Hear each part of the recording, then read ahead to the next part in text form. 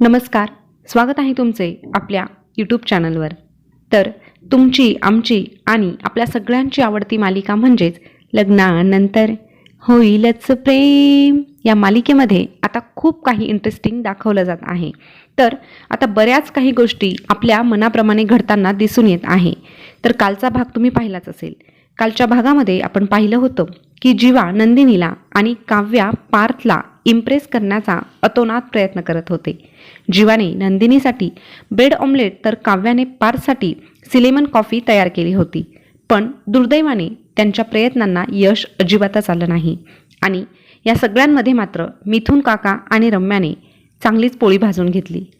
आता आजही पुन्हा काल राहिलेला अर्धवट एपिसोड मालिकेच्या सुरुवातीला दाखवण्यात आला होता.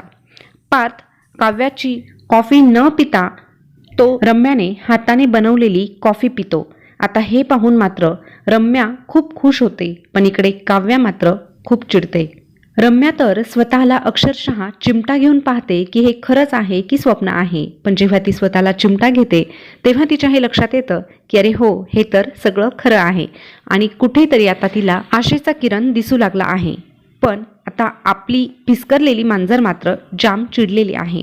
काव्या स्वतःच्या बेडरूममध्ये जाते आणि स्वतःवरच राग व्यक्त करते. एकटीशीच बोलते आणि म्हणते की विकतची कॉफी काय आणि घरात बनवलेली कॉफी काय, सारखीच असते ना. पण ह्या पार्थना कोण समजावणार? पार्थने माझ्या कॉफीला नकार का म्हणून दिला, असं म्हणून ती पार्थवरही राग व्यक्त करत असते. असं म्हणून तनतन व्यक्त करत असताना अचानकच तिच्या लक्षात येतं की अरे, मी पुन्हा पहिल्यासारखी वागायला लागले आहे आणि चिडचिड करायला लागलेले आहे. पण असं चिडचिड करून चालणार नाही. आता मला शांत राहावंच लागणार आहे. आणि म्हणूनच तिला पार्थने दिलेला कानमंत्र आठवतो आणि तो म्हणजे 10, 9, 8, 7, 6, 5, 4, 3, 2, 1 असं म्हणत ती स्वतःला शांत करते आणि तिचा रागही हळूहळू शांत होतो. आता ती सकारात्मकतेनं विचार करण्याचा प्रयत्न करते. तीही विचार करते की अरे खरंच आता महिनाभर पार्थ माझ्या मागे पुढे करत होते, मला सारखा भाव देत होते, पण मी मात्र जराही त्यांना भाव दिला नाही, त्यांच्याकडे अजिबातच लक्ष दिलं नाही आणि म्हणूनच माझ्यामुळे ते खूप हर्ट झालेले आहे. आणि हर्ट झाल्यानंतर कसं वाटतं हे मला चांगलंच माहीत आहे आणि म्हणूनच मला जसं वाटलं तशी वेळ मी आता पार्थवर येऊ देणार नाही. पार्थला मी जराही हर्ट करणार नाही. भलेही माझं पार्थवर प्रेम नाही, पण तरीही पार्थ एक खूप चांगला माणूस आहे आणि म्हणूनच आता मी त्याच्यासाठी जे शक्य होणार आहे ते नक्कीच करणार. असं म्हणून ती पुन्हा एकदा विचार करते की पार्थने कधीही गिवअप केलं नाही, तसंच मी देखील गिवअप करणार नाही. आणि म्हणून ती पुन्हा एकदा एक नवीन प्लॅन बनवते आणि आता असा काही प्लॅन बनवते आणि स्वतःशीच म्हणते की आता रात्री मी असं काहीतरी करेल की ज्याने आर्किटेक्ट बोक्याचा माझ्यावरचा राग असा पळून जाईल आणि ती खुश होते.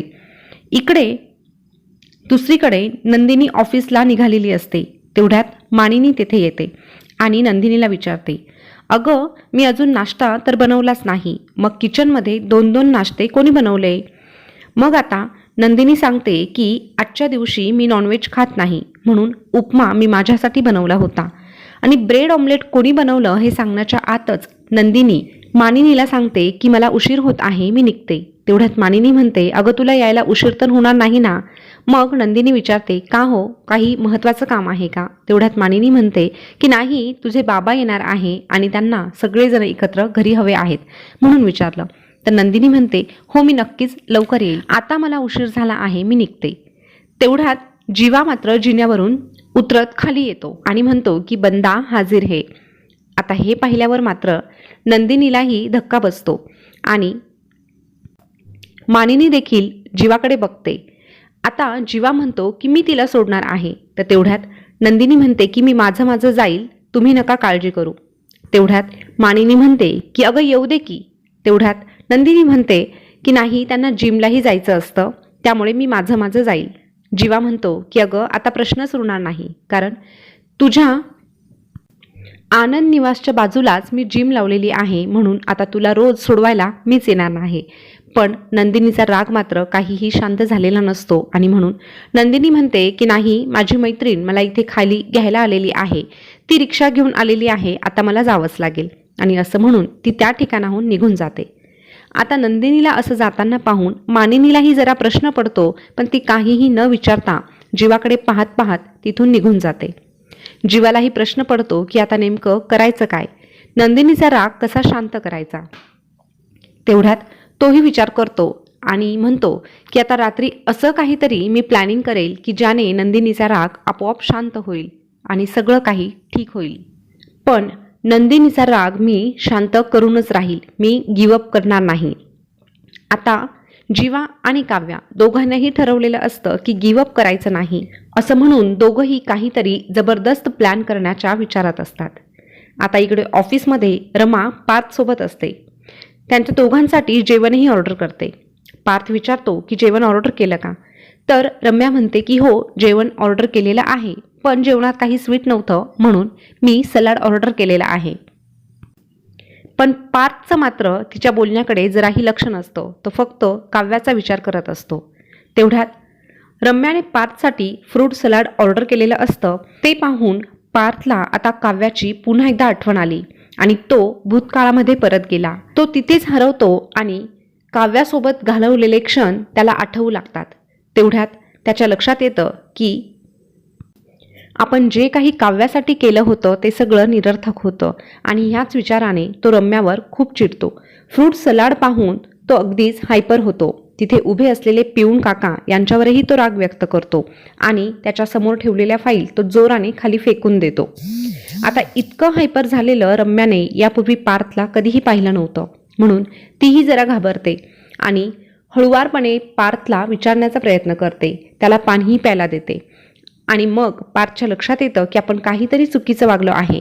काव्याचा सगळा राग आपण रम्यावर आणि त्या पिऊन काकांवर काढलेला आहे.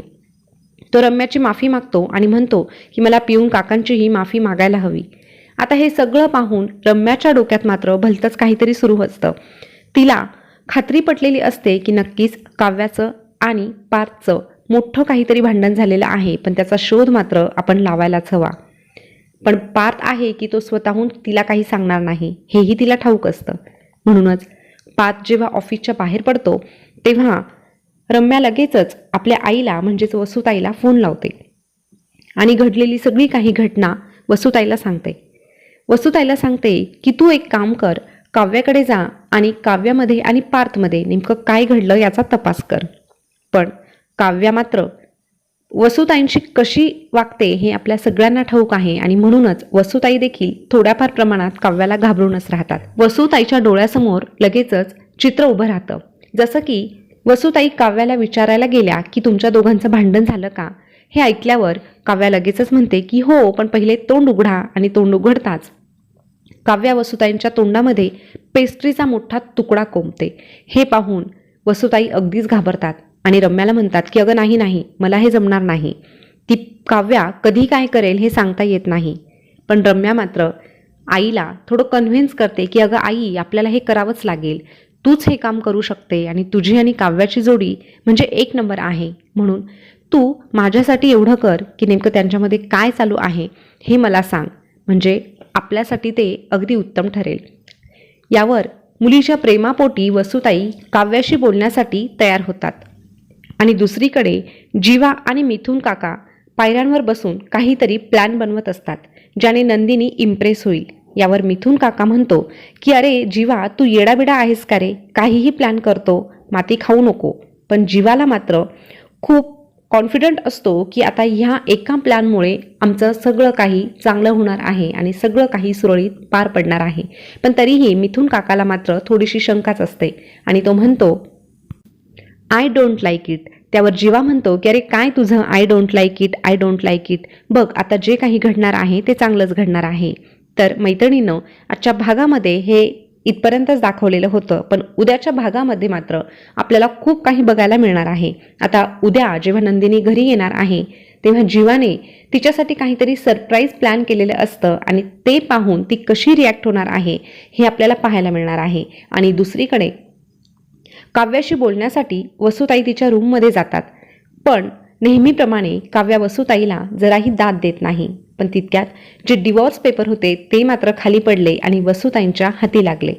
पण आता ते पेपर्स त्या उघडून पाहणार की नाही हे पाहणं मात्र खूपच इंटरेस्टिंग ठरणार आहे. तर ते पाहण्यासाठी आपल्या ह्या चॅनलला सबस्क्राईब करून ठेवा, शेजारचं बेल बटनही प्रेस करून ठेवा, जेणेकरून उद्याचा एपिसोड जो आहे तो तुमच्यापर्यंत लवकर पोहोचेल.